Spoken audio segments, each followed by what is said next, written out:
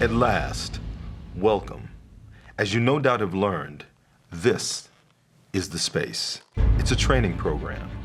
We can load anything from lights, cameras, jibs, anything we need. Anything? Anything. Steadicams. Lots of Steadicams.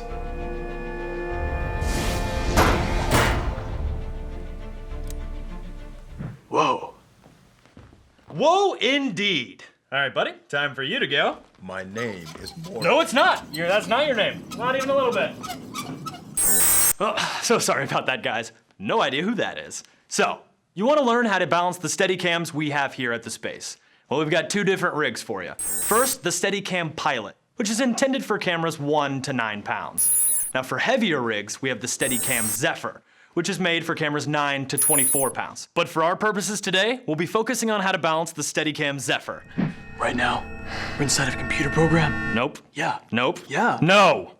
Whoa. Yeah. Moving on.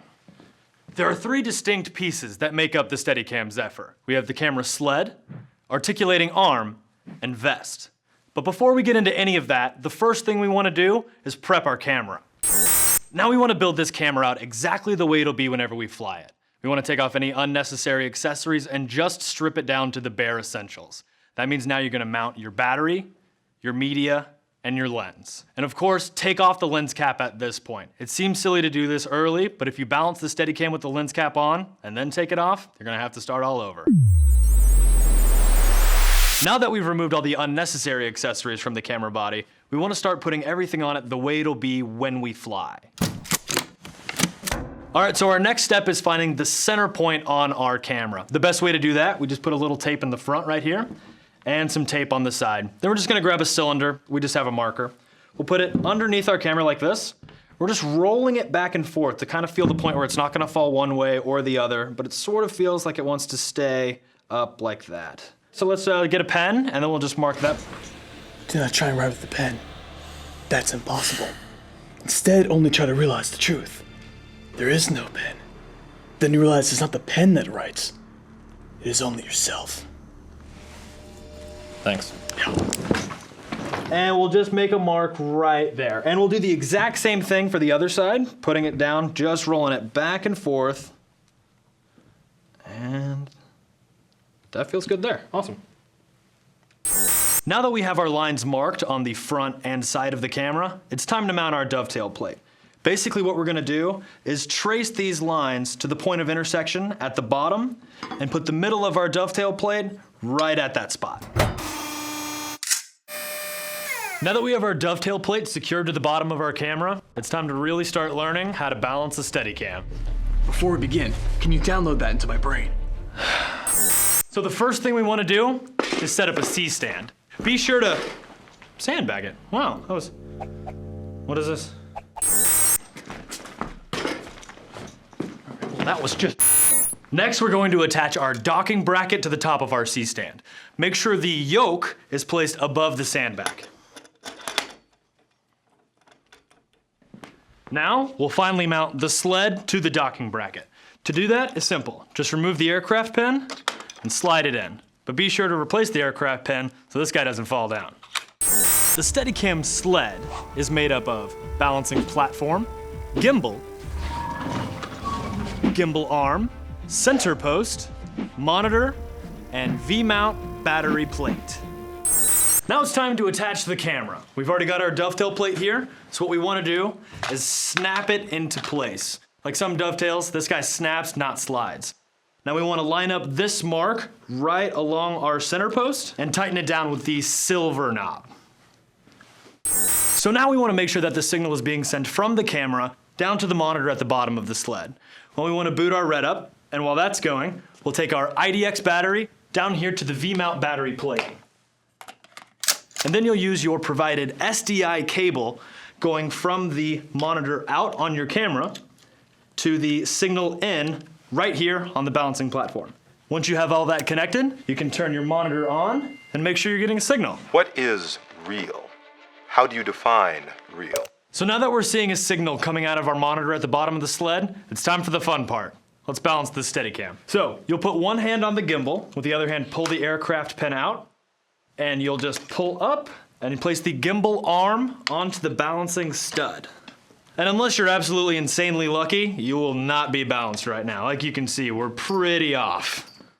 The first step in balancing is try to find our vertical balance. Basically, what we want to have happen is to get this sled to be positioned so it runs parallel to our C-stand. And as you can see right now, we're definitely not there yet. So what we can do is we want to make a big move, bringing the camera further up. So I can actually loosen our silver knob here and just go ahead and physically push the camera and the dovetail further up the balancing platform. About there's right. And now we're getting ourselves right in that ballpark. We're still just a little bit off, but there's something we can do about that.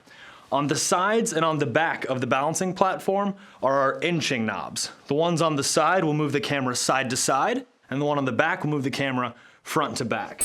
When using the inching knobs, you might not be sure which direction you're actually moving the camera platform. The best way to visually see this is to look at the bottom of the balancing platform as you're turning the knobs.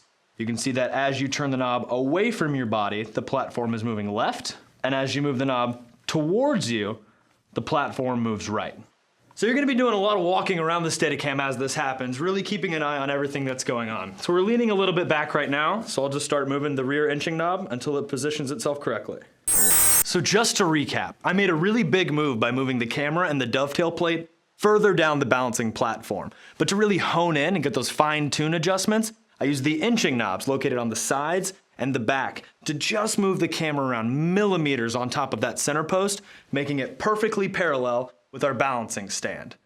Now we've got our vertical balance, it's time to move on to step 2 of the balancing process, static balance. What do you want?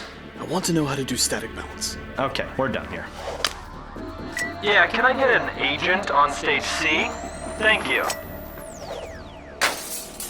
Moving on. In order to achieve static balance, we're looking for something called our drop time. The drop time is measured by holding the camera lens to the sky parallel to the ground and dropping the rig and counting how many seconds it takes for the center post to cross our C-stand.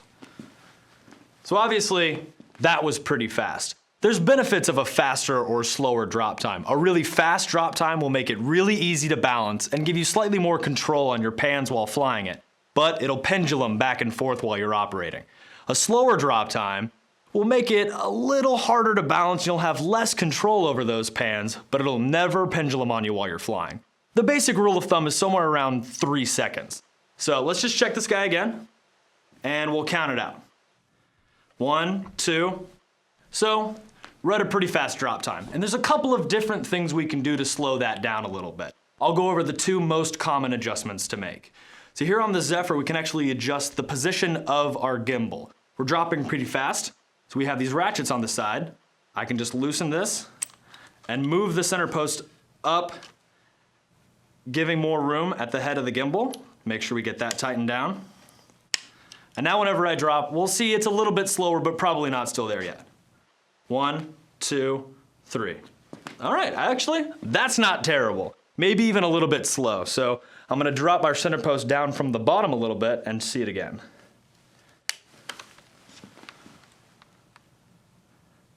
And 1, 2, 3. I actually like that. Now, if you're still falling a little bit fast, you could bring the position of your center post up from the bottom here, or continue giving more room at the gimbal. It's nice to sort of play in between those two so your rig doesn't end up getting too short or too long. But right now, we'll just drop it again, and I think 1, 2, 3. Nice. But now that we've made some of these adjustments, we can see that our vertical balance, which was once perfect, not exactly anymore. After each step, you'll end up finding yourself having to go back to vertical balance. But we know that our drop time is right at 3 seconds. We can just find our vertical balance and then move on to step 3, dynamic balance.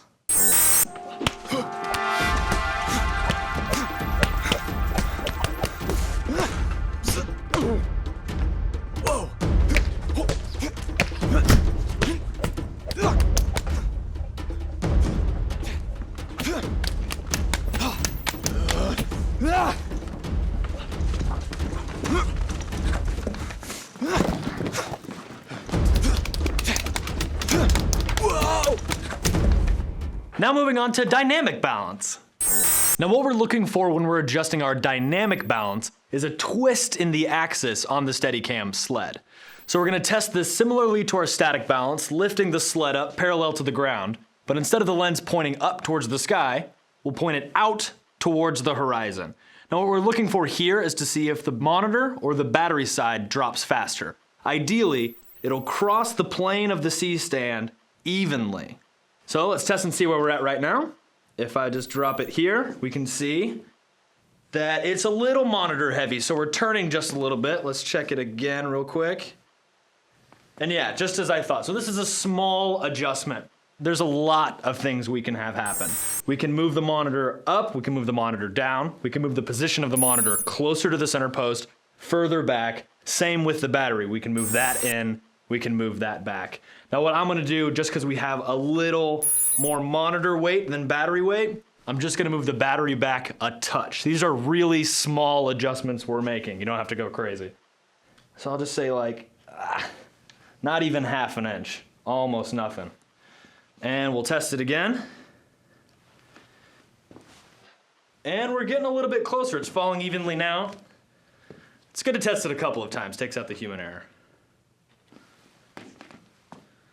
So now maybe just a little bit battery heavy. This is the game you'll be playing, back and forth, back and forth. So the distance I just moved the battery back, I'll move about half that much back forward.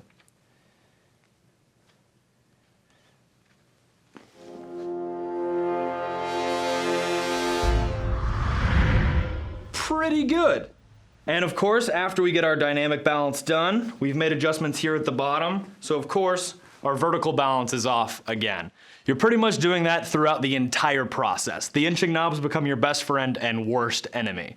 The entire thing basically goes vertical balance, static balance, vertical balance, dynamic balance, back to vertical balance. But once we have that back to its proper position, we're ready to mount the Steadicam to the arm and vest and start flying. So now that you've balanced your Steadicam Zephyr sled, it's time to attach it to the articulating arm that's mounted to the vest that you're gonna be wearing.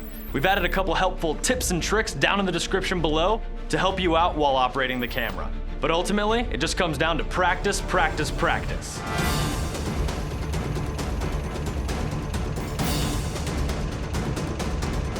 At least just be better at it than that guy. Unbelievable. We hope you enjoyed this educational video on how to balance the Steadicam Zephyr we have available here at the Space. Click right here for more educational content, or click below to subscribe. We'll see you next time at the Space. Really, guys? We're just gonna keep fighting? Seriously, just get out of here! You've almost ruined this entire thing for me, and you're just sitting down not doing anything. I thought you had some kind of power over these guys. Say something!